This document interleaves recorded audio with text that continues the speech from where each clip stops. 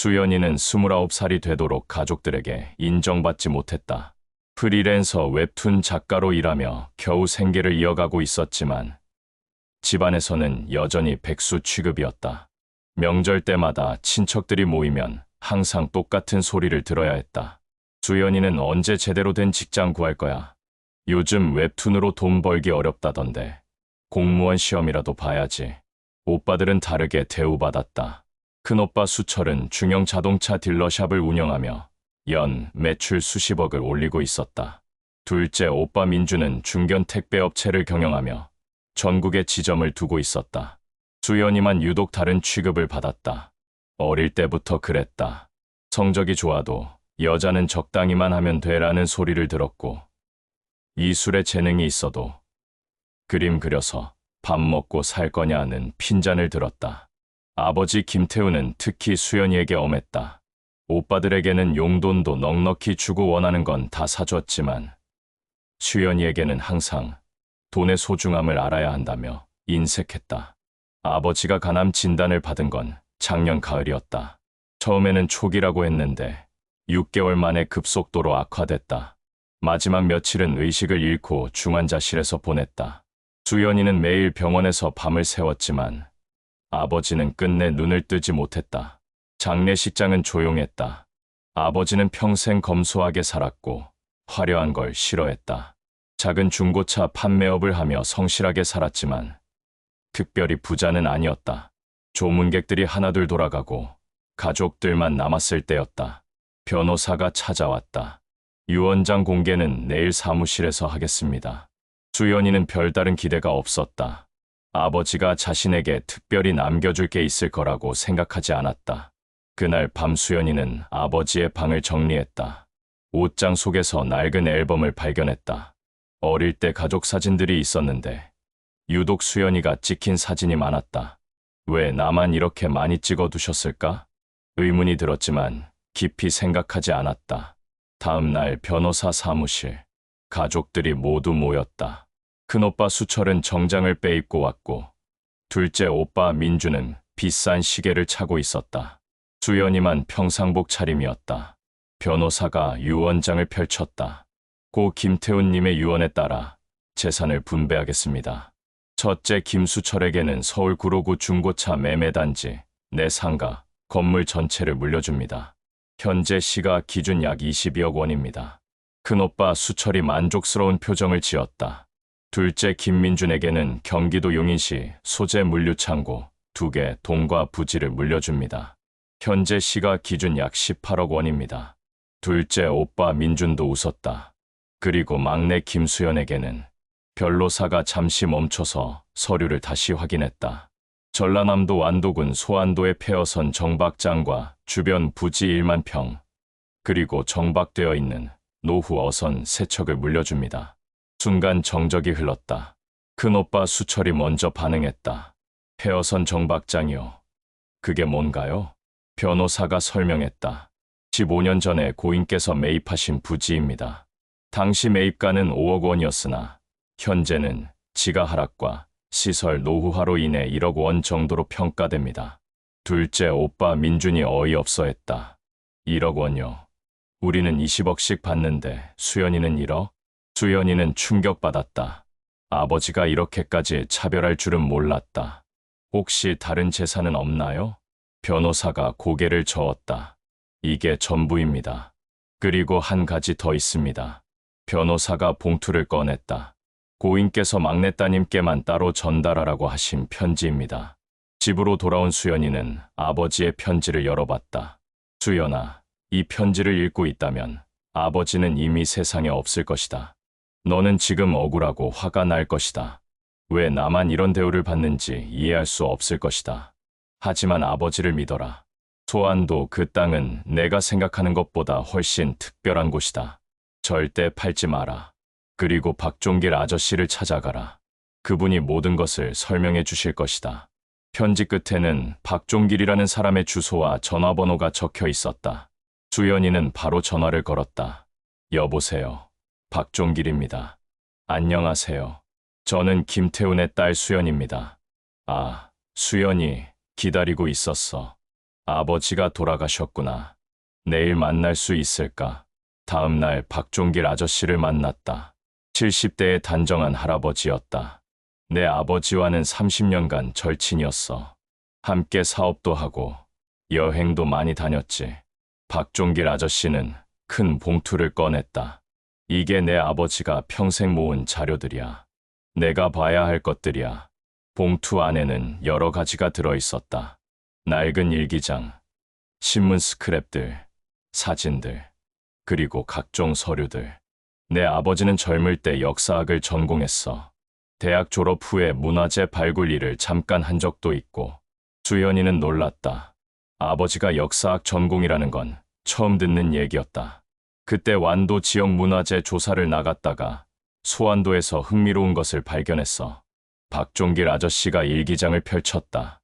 이걸 봐라. 일기장에는 1990년대부터 꼼꼼히 적힌 기록들이 있었다. 1995년 3월 15일, 완도 소완도 문화재 조사 첫날. 마을 해녀 할머니가 바다에서 이상한 도자기 조각을 건져 올렸다고 한다. 조선백자로 보이는데 상당히 정교하다. 이 바다 밑에 뭔가 있는 것 같다.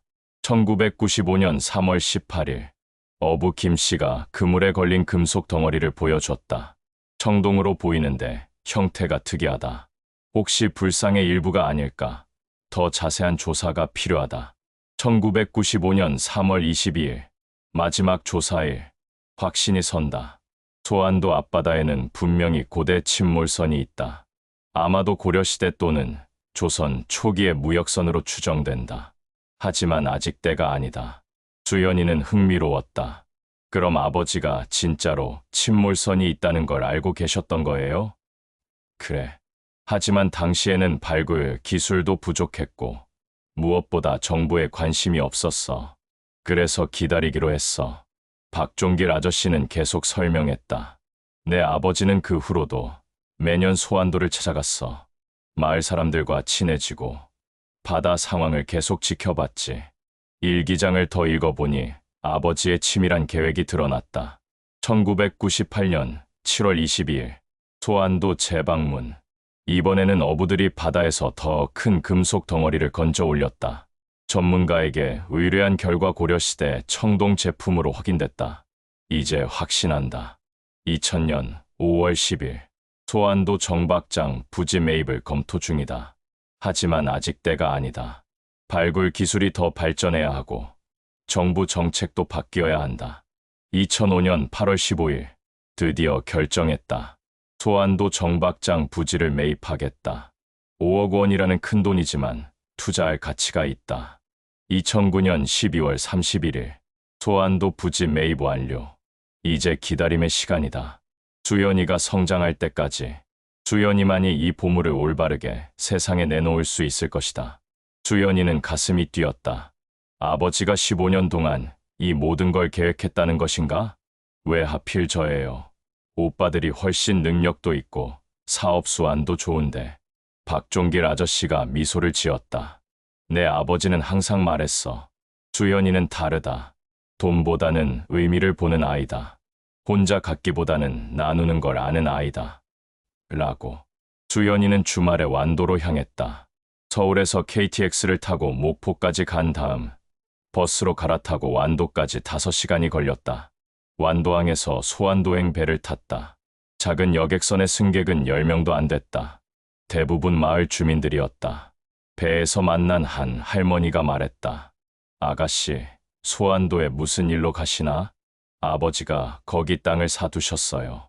아, 그럼 김태훈 씨 따님이구만. 아버지가 좋은 분이었어.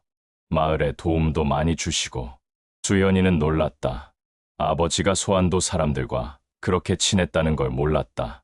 소완도에 도착하니 정말 작은 섬이었다. 인구 300명 정도의 조용한 어촌 마을이었다. 하지만 바다가 정말 깨끗하고 아름다웠다. 아버지가 사둔 정박장을 찾아갔다. 섬의 가장 안쪽, 깊은 만에 자리 잡고 있었다. 낡은 어선 세척이 묶여 있고 주변에는 빈 창고들이 있었다.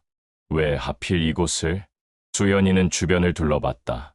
다른 정박장들보다 훨씬 깊숙한 곳에 있었다. 그리고 바다가 유독 깊어 보였다. 마을 이장을 찾아가서 인사했다. 아, 김태훈 씨 따님이구나. 아버지 소식 듣고 깜짝 놀랐어. 좋은 분이었는데. 이장은 70대의 인자한 할아버지였다. 아버지가 자주 오셨나요? 그럼 1년에 서너 번은 오셨지. 마을 잔치 때도 후원금 보내주시고 어려운 일 있으면 도와주시고. 수연이는 또 놀랐다. 아버지가 그런 일을 하고 있었다는 걸 몰랐다. 그런데 아버지가 주로 뭘 하러 오셨어요? 바다를 많이 보시더라고. 어부들하고도 자주 이야기하시고 바다에서 뭔가 나오는지 계속 물어보시던데. 이장이 계속 말했다. 그런데 정말 신기한 일이 가끔 있어. 태풍 지나고 나면 바다에서 이상한 것들이 떠올라와. 어떤 것들이요? 옛날 그릇 조각이나 동전 같은 것들. 한 번은 금속으로 된 불상 조각도 나왔어. 수연이의 심장이 빨라졌다. 지금도 그런 게 있어요? 응. 마을회관에 모아두었어. 구경해볼래? 마을회관에 가보니 정말로 여러 가지 유물들이 있었다. 어부들이 바다에서 건져 올린 것들을 모아둔 것이었다. 도자기 조각들, 동전들, 금속 장신구들, 종류도 다양했다. 수연이는 그 중에서 특히 눈에 띄는 것을 발견했다. 청자 조각이었는데 매우 정교하게 만들어진 것 같았다. 표면에 상감, 기법으로 학이 새겨져 있었다. 이거 언제 나온 건가요? 작년 태풍 때 나온 거야. 김씨 어부가 그물에 걸려서 올라온 걸 가져왔어. 수연이는 사진을 찍었다. 그리고 다른 유물들도 모두 촬영했다. 혹시 이런 것들이 계속 나와요? 그럼 매년 몇 개씩은 나와. 특히 태풍 지나고 나면 더 많이 나오더라고. 마을 회관을 나오면서 수연이는 확신했다. 정말로 바다 밑에 뭔가 큰 것이 있다. 서울로 돌아온 수연이는 대학교 친구 민호에게 연락했다. 고고학과를 졸업한 후 박물관에서 일하고 있는 친구였다. 사진들을 보여주자 민호가 깜짝 놀랐다. 수연아, 이거 어디서 구한 거야? 완도 소완도라는 섬에서 바다로 떠내려온 거래. 이거 진짜야. 이 청자 조각은 고려 청자인데 아주 고급품이야. 왕실에서 사용했을 만한 수준이야. 민호는 흥분하며 계속 설명했다. 이 상감 기법 봐. 이런 정교한 작업은 최고급 장인만 할 수 있어. 그리고 이 금속 장신구들도.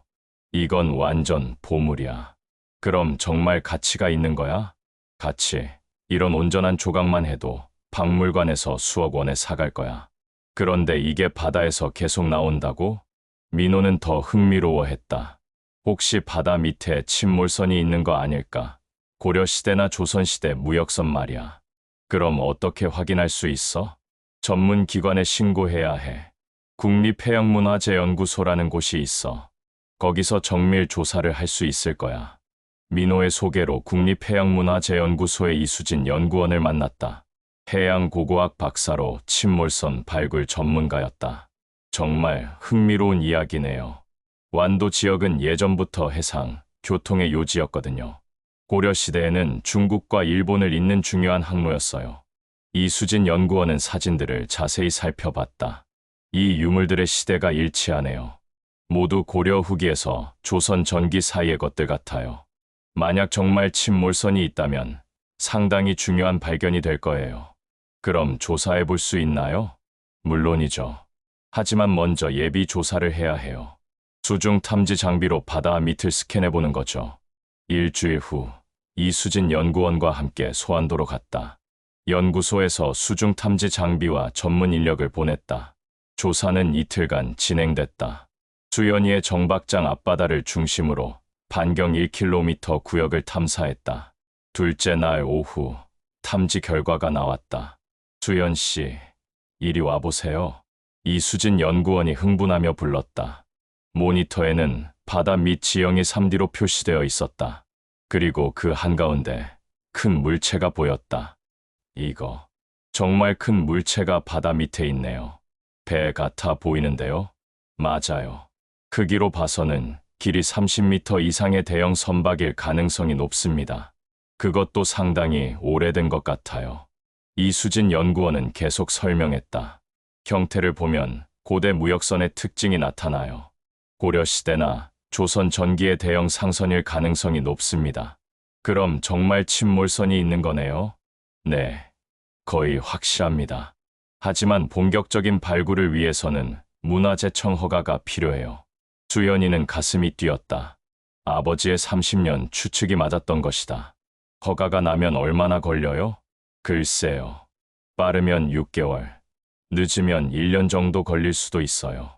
하지만 만약 정말 중요한 발견이라면 국가에서 상당한 보상을 해줄 거예요. 수연이가 문화재 발굴을 준비한다는 소식이 오빠들에게 알려졌다. 큰오빠 수철이 먼저 연락했다. 수연아, 완도에서 뭔가 발견했다며. 무슨 일이야? 오빠, 아버지가 사두신 땅에서 고대 침몰선이 발견됐어. 침몰선. 그게 뭔데? 수연이는 지금까지의 상황을 설명했다. 아버지의 일기장, 바다에서 나온 유물들, 전문가의 조사 결과까지. 그럼 그게 돈이 되는 거야? 큰오빠 수철의 첫 번째 관심사는 역시 돈이었다. 아직 모르겠어. 발굴이 끝나봐야 알 수 있을 것 같아. 야, 그런 중요한 일을 왜 혼자 결정해? 우리도 가족이잖아. 며칠 후 둘째 오빠 민준도 찾아왔다. 수연아, 형한테 들었는데 완도에서 보물선 같은 게 나왔다며? 정확히는 침몰선이고 아직 발굴 전이야. 그래도 뭔가 나올 거 아니야. 그럼 그 돈은 어떻게 되는 건데? 오빠들의 반응은 예상했던 대로였다. 문화적 가치나 역사적 의미보다는 돈에만 관심이 있었다. 일주일 후 가족들이 모여서 회의를 했다. 큰오빠 수철이 주도했다. 수연아, 이런 큰일은 혼자 결정할 일이 아니야. 우리도 아버지, 자식이고. 하지만 그 땅은 아버지가 저에게 주신 거예요. 둘째 오빠 민준이 거들었다. 땅은 내 거라고 치자.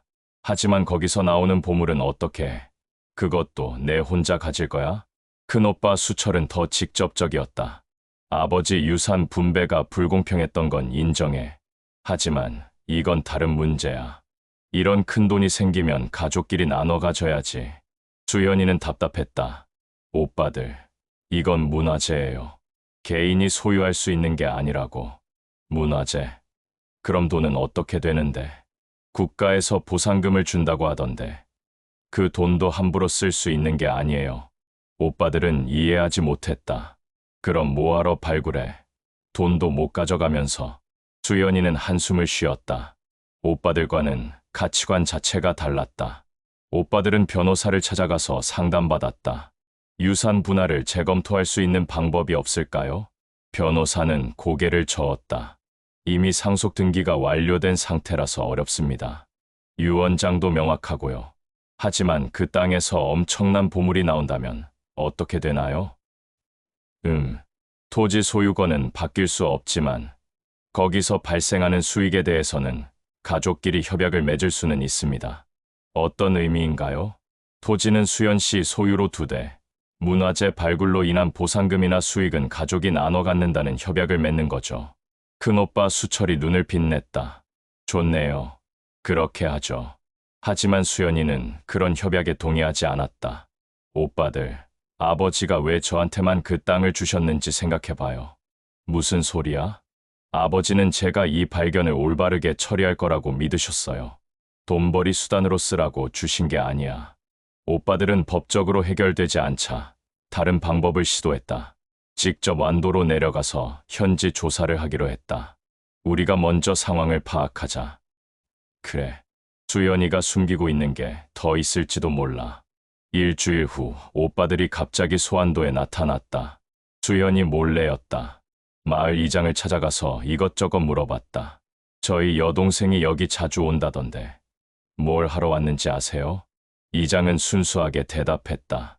아, 바다에서 나오는 옛날 물건들 보러 왔더라고. 참 신기해하던데. 옛날 물건이요? 오빠들은 마을회관의 유물들을 봤다. 하지만 그들에게는 그냥 낡은 도자기 조각으로밖에 보이지 않았다. 이런 거 가지고 뭘 하겠다는 거야. 큰오빠 수철은 이해할 수 없었다. 하지만 둘째 오빠 민주는 다른 생각을 했다. 혹시 골동품으로 팔려는 건 아닐까? 요즘 그런 거 좋아하는 사람들 많잖아. 그때 한 어부가 다가왔다. 아, 김태훈 씨 아들들이구만. 아버지가 좋은 분이었는데. 네. 그런데 혹시 우리 아버지가 여기서 뭔가 사업을 하려고 했나요? 어부는 고개를 저었다. 사업? 아니야. 그냥 바다를 좋아하셨어. 매번 오셔서 바다만 보고 가셨지. 오빠들은 실망했다. 특별한 정보를 얻지 못했다. 수연이는 문화재청에 정식으로 발굴 허가를 신청했다. 서류 준비에만 한 달이 걸렸다. 토지 소유권 증명서, 예비 조사 결과서, 발굴 계획서, 환경 영향 평가서, 필요한 서류가 산더미였다. 그 과정에서 언론의 관심을 받기 시작했다. 완도 소안도에서 고대 침몰선 발견, 고려시대 무역선 추정, 문화재청 발굴 검토, 지역 신문의 작은 기사로 시작된 것이 점점 커졌다. MBC 문화재 전문 기자가 수연이를 찾아왔다. 안녕하세요. MBC 김 기자입니다. 소안도 침몰선 발견에 대해 취재하고 싶은데요. 아직 발굴 전인데 취재할 게 있나요? 발견 과정이 흥미로워요. 개인이 30년간 추적해서 찾아낸 침몰선이라니. 어떤 계기로 시작하게 되셨어요? 수연이는 아버지의 이야기를 들려줬다. 젊은 시절 문화재 조사관이었던 아버지가 평생에 걸쳐 추적한 비밀, 그리고 딸에게 남긴 마지막 선물. 기자는 감동했다. 정말 드라마 같은 이야기네요. 방송 나가면 큰 화제가 될 것 같아요. 일주일 후 MBC 뉴스에서 소안도 침몰선 이야기가 보도됐다. 30년간 아버지가 추적한 침몰선의 비밀이라는 제목으로 5분간 특집 리포트가 나갔다. 수연이의 인터뷰도 나왔다. 아버지는 평생 이 비밀을 혼자 간직하고 계셨어요. 그리고 저에게 이 소중한 발견을 맡겨주셨습니다. 개인의 이익보다는 우리 모두의 문화유산으로 보존하고 싶어요. 방송이 나간 후 전국적으로 관심이 폭발했다. 전화가 쏟아졌다. 언론사, 방송국, 출판사, 심지어 해외 언론까지. CNN에서 취재 요청이 왔어요. 일본 NHK에서도 연락 왔는데요. 수연이는 당황했다. 이렇게 큰 관심을 받을 줄 몰랐다. 하지만 더 큰 문제는 오빠들의 반응이었다. TV 방송을 본 오빠들이 급하게 수연이를 찾아왔다. 야, 수연아, 이게 뭐야? 큰오빠 수철이 화를 내며 소리쳤다. TV에 나와서 혼자 다 해먹을 것처럼 말하고. 둘째 오빠 민준도 분노했다. 가족 얘기는 왜 안 해? 우리는 없는 사람이야? 오빠들, 저는 사실만 말한 거예요. 사실. 내가 혼자 발견한 것처럼 말했잖아. 큰오빠 수철은 더욱 화를 냈다. 아버지 유산으로 생긴 일인데 왜 내 혼자 유명해져? 이건 유명해지려고 하는 게 아니에요. 문화재를 보존하려고. 문화재? 좋은 말로 포장하지 마. 결국 돈 때문이잖아. 오빠들은 수연이의 진심을 이해하지 못했다. 그날부터 오빠들의 본격적인 방해가 시작됐다. 3개월 후 드디어 문화재청에서 발굴 허가가 나왔다. 축하합니다. 소안도 해역 수중 발굴 허가가 승인됐습니다. 이수진 연구원이 기뻐하며 연락했다. 이제 본격적인 발굴을 시작할 수 있어요. 국립해양문화재연구소에서 전담팀을 구성했습니다. 발굴팀은 10명의 전문가로 구성됐다. 수중 고고학자, 보존 처리 전문가, 사진 기록 담당자, 그리고 각종 장비 운영 전문가들. 발굴 계획은 6개월이었다. 바다 날씨를 고려해서 4월부터 9월까지 진행하기로 했다. 수연 씨도 발굴 과정에 참여할 수 있어요. 토지 소유자이자 발견자니까 당연한 권리죠. 수연이는 가슴이 뛰었다.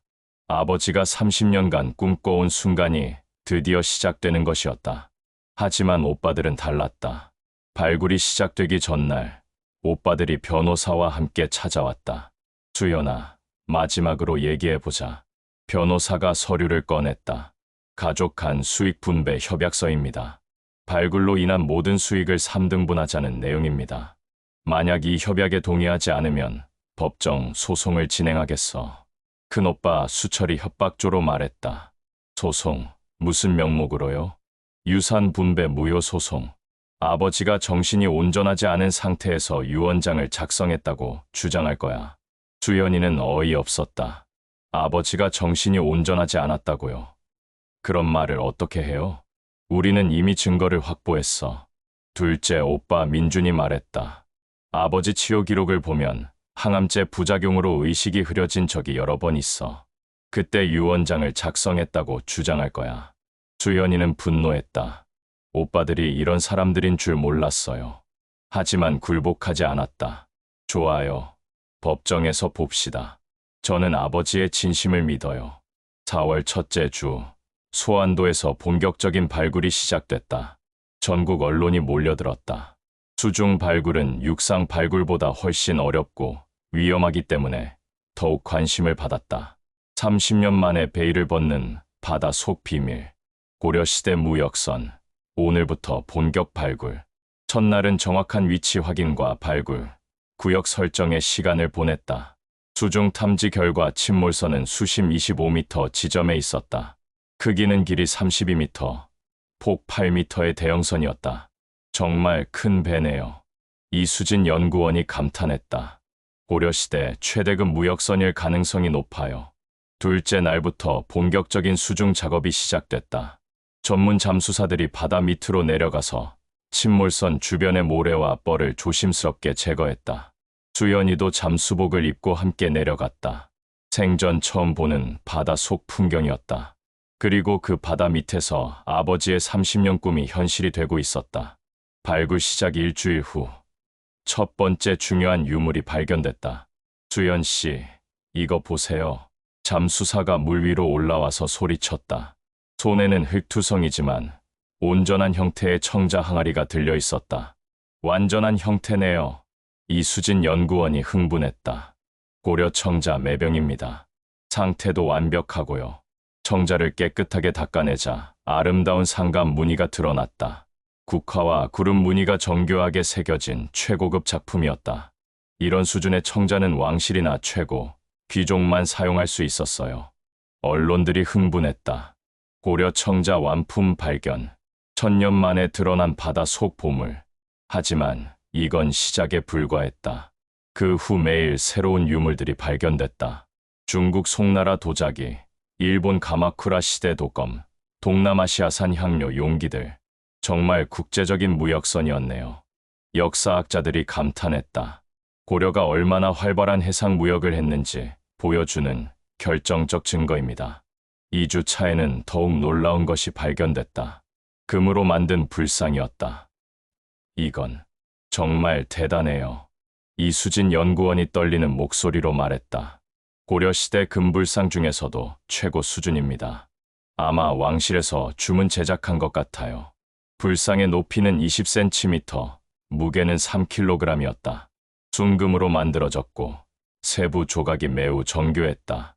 이것만으로도 국보급입니다. 전국이 들썩였다. 소안도 발굴 소식이 해외에도 알려지기 시작했다. 중국 사회과학원에서 연구팀을 보냈다.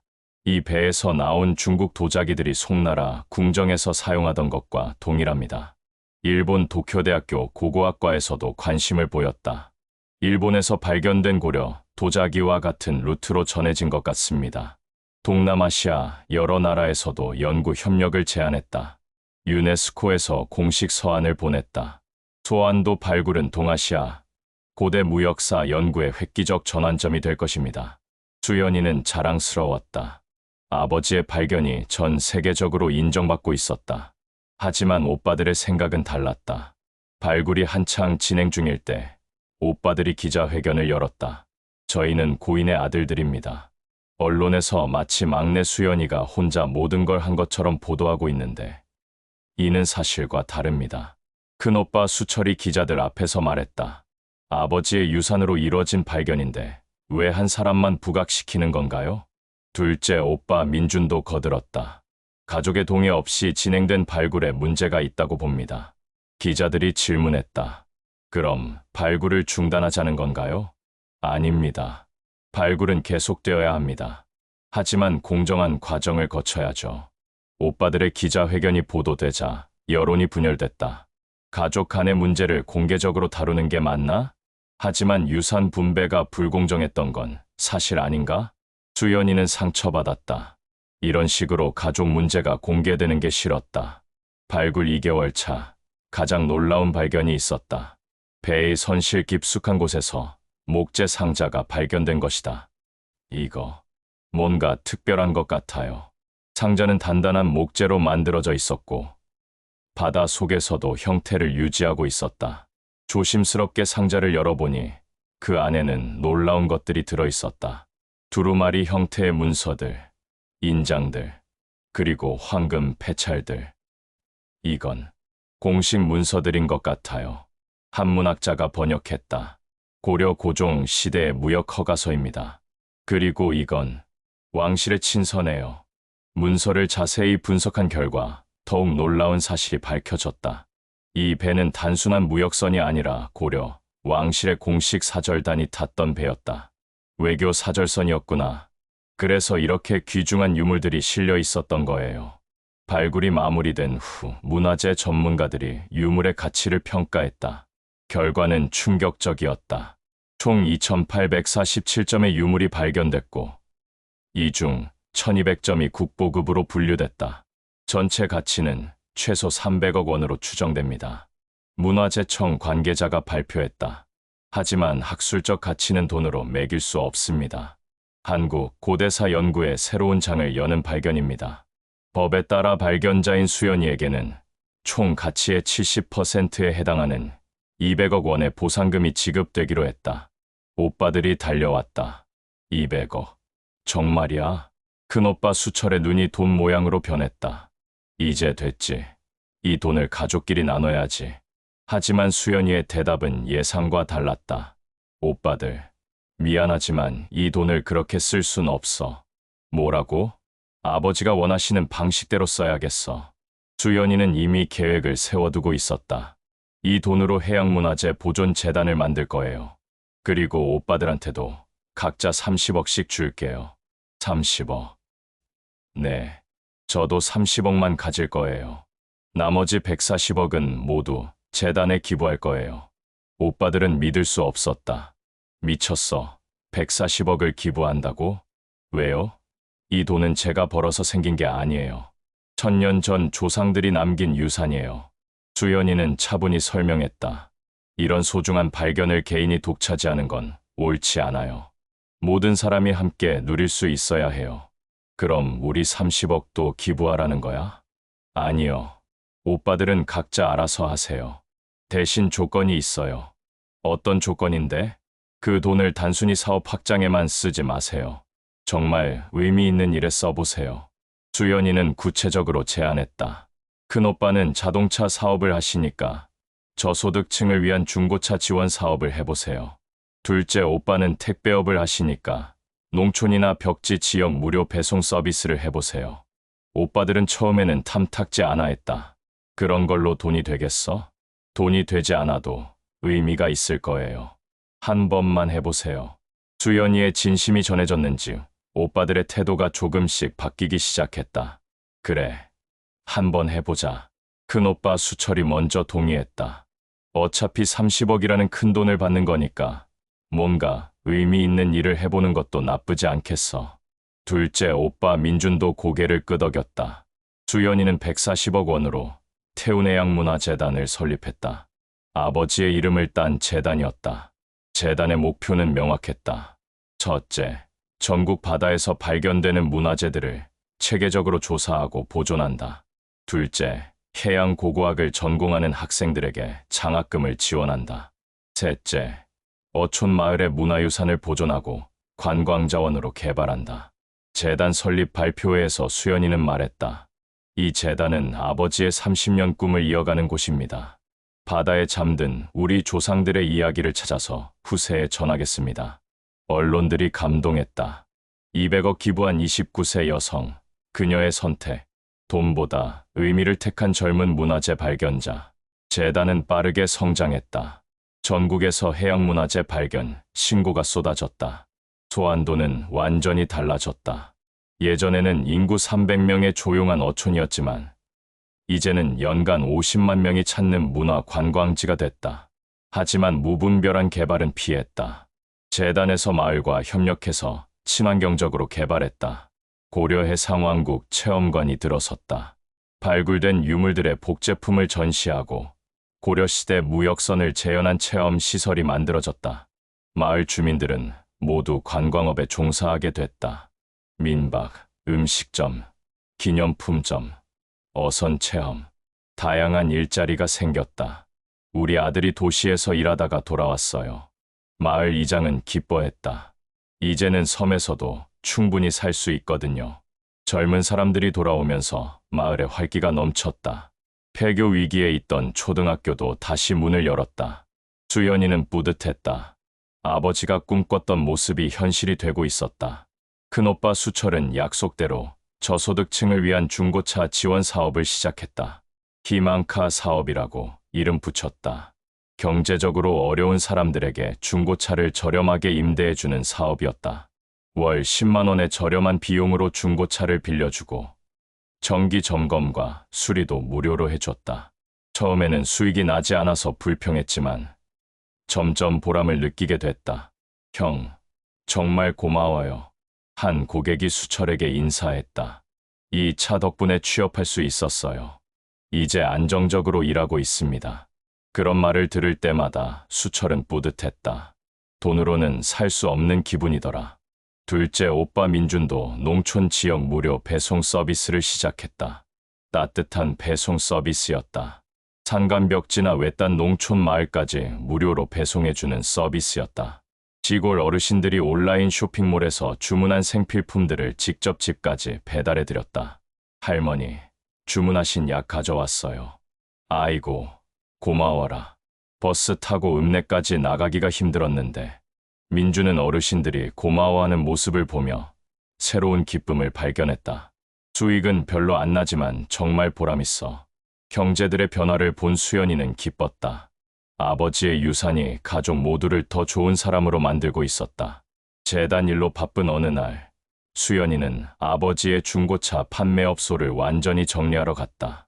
사무실 서랍을 정리하다가 가장 안쪽에서 숨겨진 봉투를 발견했다. 수연이에게 모든 일이 끝난 후에 열어보라고 적혀 있었다. 봉투 안에는 두꺼운 편지가 들어 있었다. 수연아, 이 편지를 읽고 있다면 모든 일이 계획대로 된 것이다. 소안도에서 침몰선을 발견했고 그 보물들이 세상에 나왔을 것이다. 편지는 계속됐다. 너는 지금 궁금해할 것이다. 왜 내가 너에게만 이 비밀을 맡겼는지, 왜 오빠들에게는 다른 유산을 주었는지. 수연아, 너는 어릴 때부터 남달랐다. 돈보다는 의미를 추구하고 혼자보다는 함께를 생각하는 아이였다. 가난한 친구가 있으면 용돈을 나눠주고 길에서 다친 고양이를 발견하면 집에 데려와서 치료해 주던 아이였다. 수연이는 눈물이 났다. 아버지가 자신을 그렇게 지켜보고 있었다는 걸 몰랐다. 형들은 좋은 아이들이지만 돈을 너무 중요하게 생각한다. 만약 이 비밀을 형들에게 맡겼다면 결국 돈만 보고 문화재를 제대로 보존하지 못했을 것이다. 하지만 너는 다르다. 너는 이 보물들을 올바른 방식으로 세상에 알릴 수 있는 사람이다. 편지는 아버지의 30년 계획을 자세히 설명했다. 소안도 침몰선을 발견한 것은 1995년이었다. 하지만 당시에는 발굴 기술도 부족했고 정부의 관심도 없었다. 그래서 기다리기로 했다.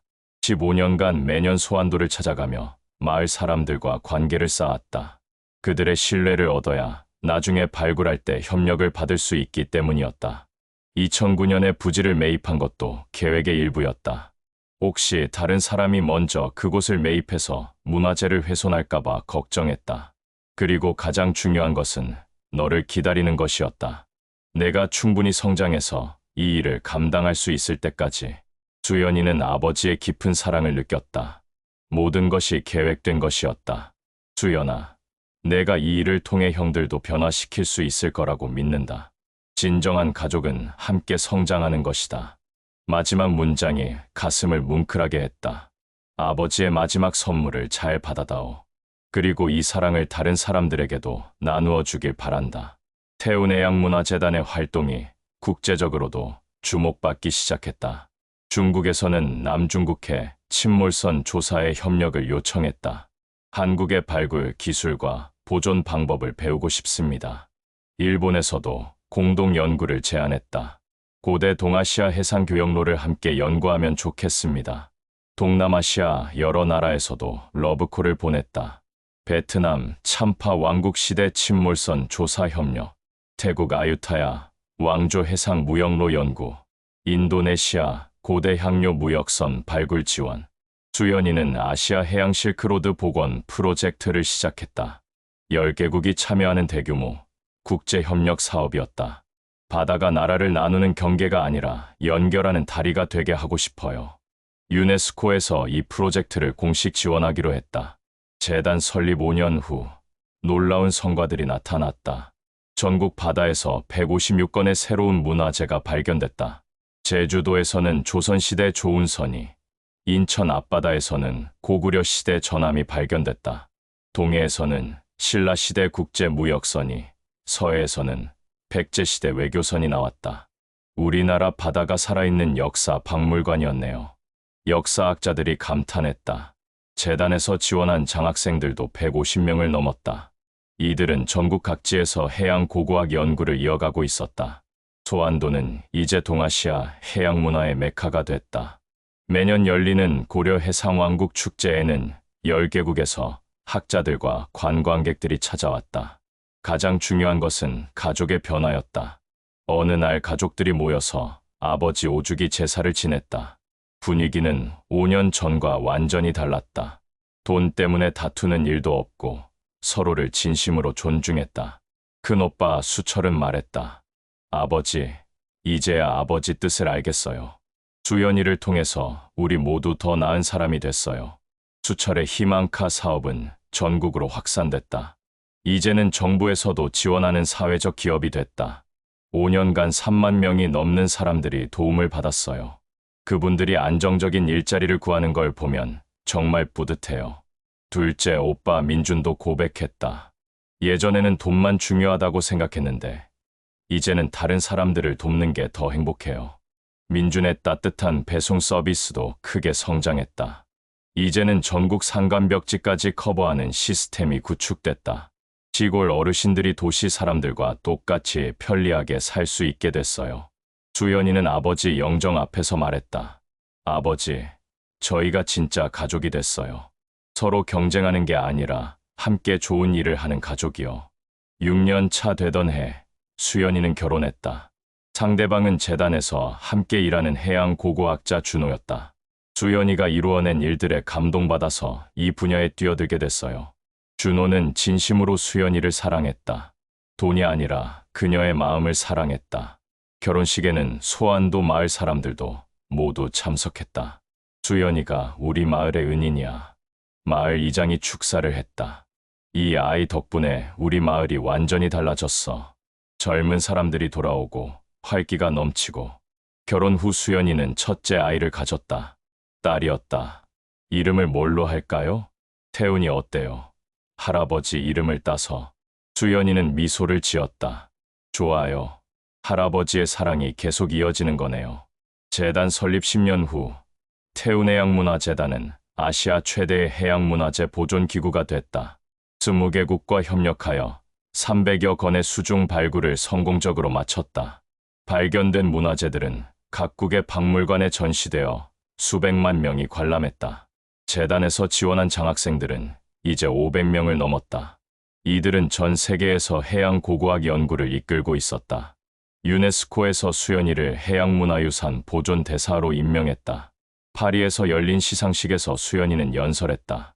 이 모든 것은 제 아버지 덕분입니다. 아버지는 저에게 돈이 아니라 꿈을 주셨습니다. 그 꿈은 바로 과거와 현재, 미래를 연결하는 다리가 되는 것이었습니다. 전 세계 문화재 전문가들이 박수를 쳤다. 수연이의 이야기는 많은 사람들에게 감동을 줬다. 개인의 욕심보다 공공의 이익을 우선시한 모범 사례로 평가받았다. 수연이의 딸 태훈이는 이제 5살이 되었다. 엄마를 따라 박물관과 발굴 현장을 다니며 자랐다. 엄마, 나도 나중에 바다에서 보물 찾는 일 할래. 좋아. 하지만 기억해야 할 게 있어. 보물을 찾는 것보다 그 보물을 어떻게 쓰는지가 더 중요해. 어떻게 써야 해? 모든 사람이 함께 누릴 수 있도록 써야 해. 혼자만 가지려고 하면 안 돼. 수연이는 아버지에게서 배운 교훈을 딸에게도 전해주었다. 재단에서는 어린이를 위한 해양문화 교육 프로그램도 시작했다. 전국의 초중고등학교를 찾아다니며 특별 강의를 했다. 여러분이 사는 이 나라는 삼면이 바다로 둘러싸인 반도입니다. 그 바다에는 수천 년 동안 우리 조상들의 이야기가 잠들어 있어요. 여러분 중 누군가는 미래에 새로운 발견을 할 수도 있어요. 그때는 개인의 욕심보다 모든 사람이 함께 누릴 수 있는 방법을 생각해 보세요. 학생들의 반응은 뜨거웠다. 많은 학생들이 해양 고고학에 관심을 갖기 시작했다. 큰오빠 수철의 희망카 사업은 이제 사회적 기업의 모범 사례가 됐다. 전국 50개 지점에서 1만 명이 넘는 직원들이 일하고 있었다. 모두 취업에 어려움을 겪던 사람들이었다. 우리 회사 덕분에 새 출발한 사람이 10만 명이 넘어요. 수철은 자랑했다. 돈도 벌고 사회에도 도움이 되니까 일석이조죠. 정부에서 올해의 사회적 기업가 상을 수여했다. 둘째 오빠 민준의 따뜻한 배송 서비스도 크게 성장했다. 이제는 배송뿐만 아니라 시골 어르신들의 안부 확인, 간단한 심부름까지 해주는 종합 서비스가 됐다.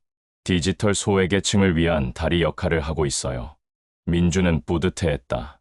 기술이 발전할수록 소외되는 사람들이 있잖아요. 그분들을 도와드리는 게 우리 역할이라고 생각해요. 국정감사에서 모범 사례로 소개되기도 했다. 형제들의 성공을 본 수연이는 감동했다. 아버지의 유산이 이렇게 많은 사람들에게 도움이 되고 있었다. 태운해양문화재단의 활동이 전 세계로 확산되면서 수연이는 국제적 인물이 됐다. BBC, CNN, NHK 등 주요 언론에서 다큐멘터리를 제작했다. 한국의 29세 여성이 바꾼 세계 해양 고고화, 200억을 기부한 여인, 그녀의 선택이 만든 기적. 하버드 대학교에서 특별 강연을 요청했다.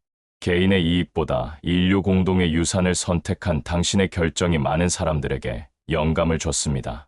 옥스퍼드 대학교에서는 명예 박사 학위를 수여했다. 당신의 이야기는 현대 사회에 필요한 가치관을 보여줍니다. 하지만 수연이는 절대 교만하지 않았다. 저는 아버지가 만들어 놓으신 길을 따라간 것뿐이에요. 진짜 영웅은 30년간 이 모든 것을 계획하신 아버지예요. 소안도는 이제 유네스코 세계문화유산 등재를 추진하고 있었다. 고려시대 해상 무역의 중심지이자 동아시아 문화 교류의 상징적 장소라는 이유에서였다. 섬에는 세계 최고 수준의 해양문화 박물관이 들어섰다. 소안도에서 발견된 유물들뿐만 아니라 전 세계 해양문화재들이 전시되어 있었다. 매년 100만 명이 넘는 관광객이 찾아왔다. 하지만 환경 보존에도 각별히 신경 썼다.